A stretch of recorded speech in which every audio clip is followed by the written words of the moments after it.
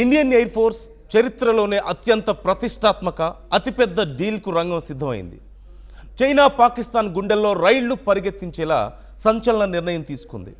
1 కాదు 2 కాదు 10 కాదు, ఏకంగా 114 రాఫెల్ యుద్ధ విమానాలను మన వాయుసేన అమ్ముల పొదిలోకి చేర్చేందుకు సన్నాహాలు చేస్తోంది.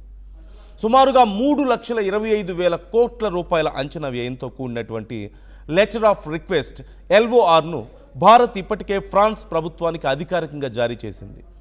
ప్రపంచ రక్షణ రంగంలోనే అత్యంత భారీ రికార్డు స్థాయి ఒప్పందంగా నిలవబోతున్న ఈ మెగా డీల్ వెనుక ఉన్నటువంటి అసలు సీక్రెట్స్ ఏంటి? అసలు 114 రాఫెల్స్ను భారత్ ఎందుకు కొంటోంది? భారత్ ఏం ప్లాన్ చేస్తోంది? Let's break down the story. Bharat వైమానిక దళాన్ని మరింత శక్తివంతంగా మార్చేందుకు కేంద్ర ప్రభుత్వం ప్రయత్నిస్తోంది. అందులో భాగంగానే ఫ్రాన్స్ నుంచి 114 రాఫెల్ యుద్ధ విమానాలను కొనుగోలు చేసేందుకు ఇండియా సిద్ధమైంది. ఈ నేపథ్యంలో Indian air force chief marshal Amarpreet Singh 3 రోజుల అధికారిక పర్యటన కోసం ఫ్రాన్స్కు వెళ్లారు.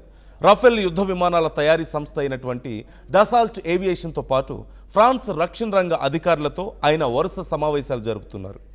ప్రధాని Narendra Modi France tour G7 సమ్మిట్కు ముందే ఈ డీల్ను అధికారికంగా పూర్తి చేయాలంటూ భారత్ భావిస్తోంది. అందుకే ఈ 114 మల్టీ రోల్ రాఫెల్ ఫైటర్ జెట్లను కొనేందుకు అధికారిక అభ్యర్థన పత్రాన్ని భారత్ జారీ చేసింది. ఈ చారిత్రాత్మక ఒప్పందం ప్లాన్ ప్రకారం సాగితే 2026 చివరి నాటికి 2 దేశాల మధ్య ఫైనల్ అగ్రిమెంట్ కుదిరే ఛాన్స్ ఉందంటూ రక్షణ రంగ నిపుణులు చెబుతున్నారు. ఈ మెగా డీల్లో Atmanirbhar Bharat, make in India విధానానికి కేంద్ర ప్రభుత్వం పెద్దపీట వేసింది.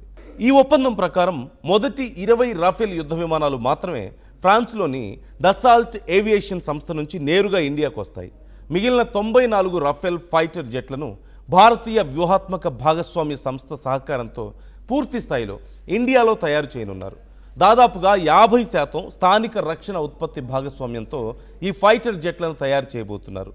ఇది మన రక్షణ రంగానికి, స్వదేశీ తయారీ రంగానికి ఒక మైల్ స్టోన్గా మారబోతోంది. అయితే ప్రస్తుతం ఇండియన్ ఎయిర్ ఫోర్స్ ఫైటర్ జెట్ల కొరతను తీవ్రంగా ఎదుర్కొంటోంది. చైనా పాకిస్తాన్ సరిహద్దుల్లో ఎదురయ్యే సవాళ్లను తట్టుకోవాలంటే నిబంధనల ప్రకారం భారత్కు కనీసం 42 ఫైటర్ స్క్వాడ్రన్లు అవసరం. కానీ ప్రస్తుతం మన దగ్గర కేవలం 32 స్క్వాడ్రన్లు మాత్రమే అందుబాటులో ఉన్నాయి. ఈ కొరతను తక్షణమే భర్తీ చేయడానికి ఈ రాఫెల్ జెట్ల కొనుగోలుకు రక్షణ శాఖ ఆమోదం తెలిపింది. ఆపరేషన్ సింధూర్ టైంలోనే రాఫెల్ విమానాల పవర్ ఏంటో ప్రపంచానికి ఆల్రెడీ తెలిసి వచ్చింది. ఈ ఆపరేషన్లో మన వైమానిక దళం సరిహద్దు కూడా దాటకుండానే పాకిస్తాన్ ఆక్రమిత కాశ్మీర్లోని ఉగ్రవాద స్థావరాలపై సుదూరం నుంచే ఖచ్చితమైన దాడులు చేసింది. స్కాల్ప్ క్రూయిజ్ క్షిపణులు, హమర్ బాంబులను ప్రయోగించి శత్రు స్థావరాలను మట్టి కర్పించడంలో రాఫెల్ జెట్లు కీలక పాత్ర పోషించాయి.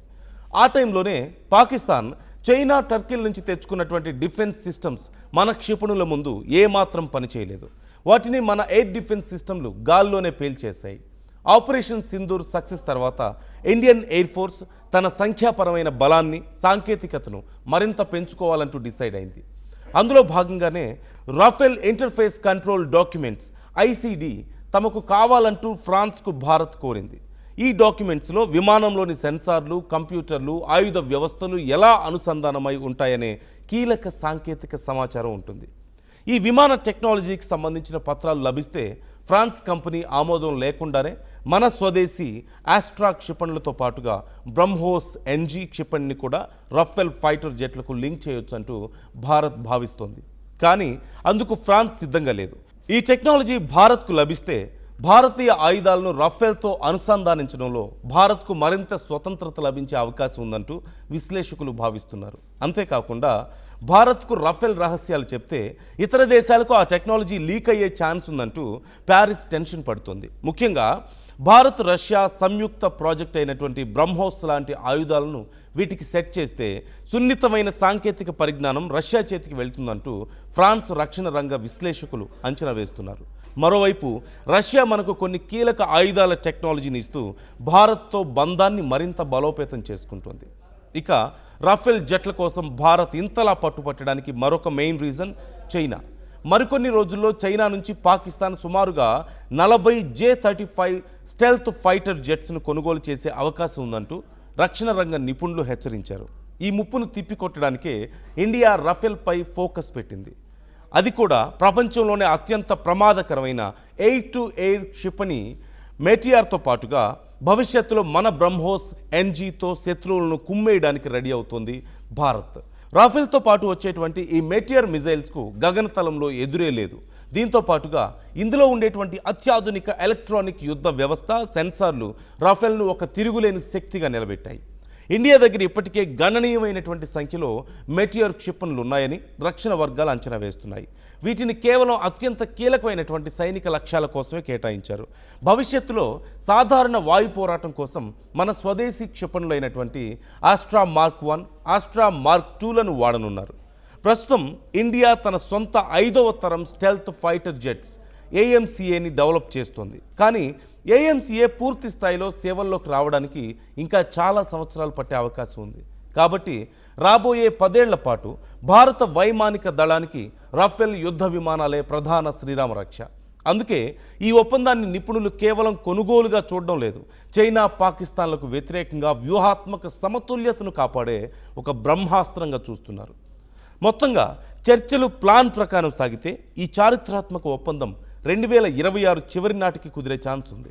అప్పుడు ఇండియా ప్రపంచంలోనే అత్యంత శక్తివంతమైన ఆధునిక రఫేల్ సముదాయాన్ని కలిగి ఉంటుంది. మరి ఫ్రాన్స్తో నడుస్తున్న ఈ టెక్నాలజీ మైండ్ గేమ్లో భారత్ విజయం సాధిస్తుందా? ఫ్రాన్స్ మన బ్రహ్మోస్ క్షిపణి కనెక్టివిటీకి ఒప్పుకుంటుందా? దీనిపై మీ అభిప్రాయాన్ని క్రింద కామెంట్ రూపంలో మాతో షేర్ చేసుకోండి. ఇండియన్ ఎయిర్ ఫోర్స్ చరిత్రలోనే అత్యంత ప్రతిష్టాత్మక అతిపెద్ద డీల్కు రంగం సిద్ధమైంది. చైనా, పాకిస్తాన్ గుండెల్లో రైళ్లు పరిగెత్తించేలా సంచలన నిర్ణయం తీసుకుంది. 1 కాదు, 2 కాదు, 10 కాదు, ఏకంగా 114 రాఫెల్ యుద్ధ విమానాలను మన వాయుసేన అమ్ముల పొదిలోకి చేర్చేందుకు సన్నాహాలు చేస్తోంది. సుమారుగా 3,25,000 కోట్ల రూపాయల అంచనా వ్యయంతో కూడినటువంటి లెటర్ ఆఫ్ రిక్వెస్ట్ LORను భారత్ ఇప్పటికే ఫ్రాన్స్ ప్రభుత్వానికి అధికారికంగా జారీ చేసింది. ప్రపంచ రక్షణ రంగంలోనే అత్యంత భారీ రికార్డు స్థాయి ఒప్పందంగా నిలవబోతున్న ఈ మెగా డీల్ వెనక ఉన్నటువంటి అసలు సీక్రెట్స్ ఏంటి? అసలు 114 రాఫెల్స్ను భారత్ ఎందుకు కొంటోంది? భారత్ ఏం ప్లాన్ చేస్తోంది? Let's break down the story.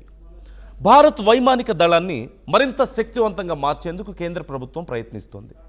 అందులో భాగంగానే ఫ్రాన్స్ నుంచి 114 రాఫెల్ యుద్ధ విమానాలను కొనుగోలు చేసేందుకు ఇండియా సిద్ధమైంది.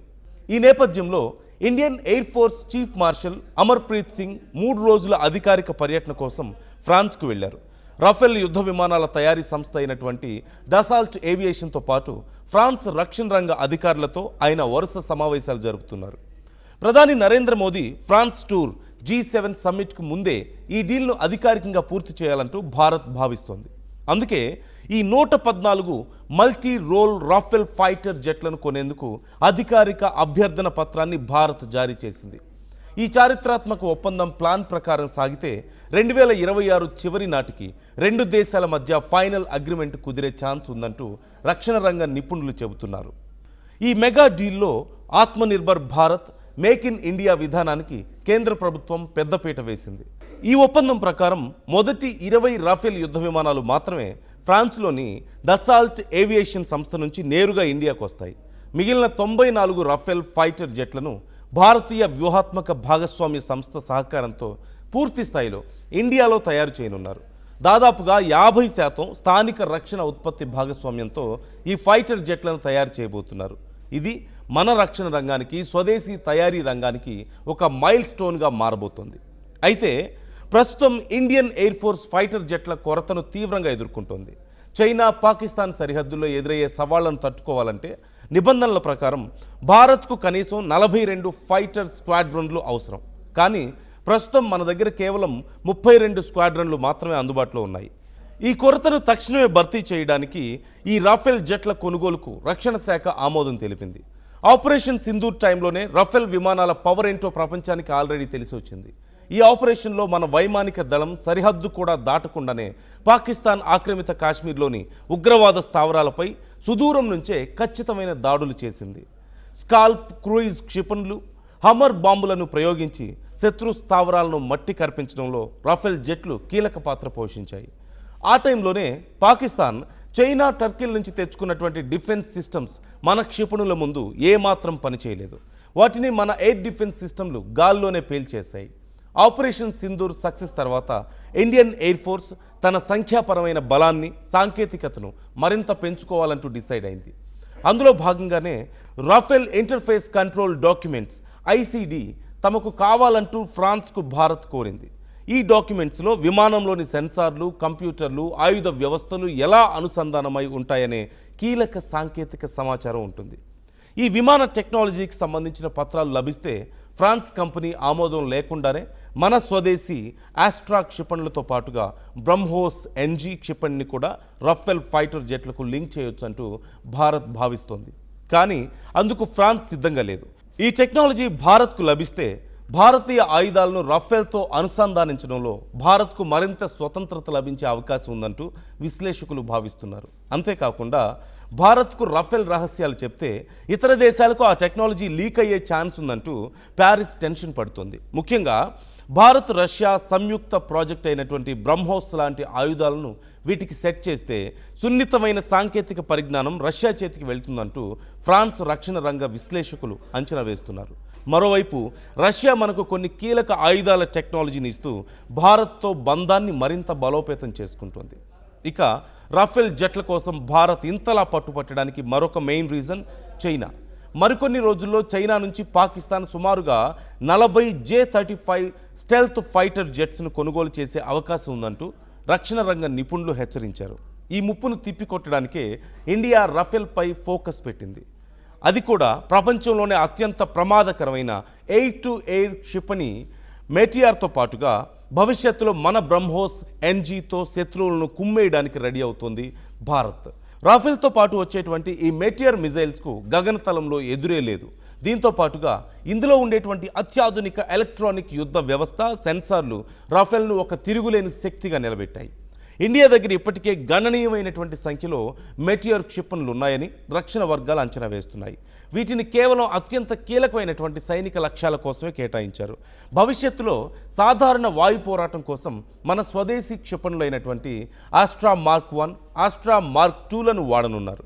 ప్రస్తుతం ఇండియా తన సొంత 5వ తరం స్టెల్త్ ఫైటర్ జెట్స్ ఏఎంసీఏని డెవలప్ చేస్తోంది. కానీ ఏఎంసీఏ పూర్తి స్థాయిలో సేవల్లోకి రావడానికి ఇంకా చాలా సంవత్సరాలు పట్టే అవకాశం ఉంది.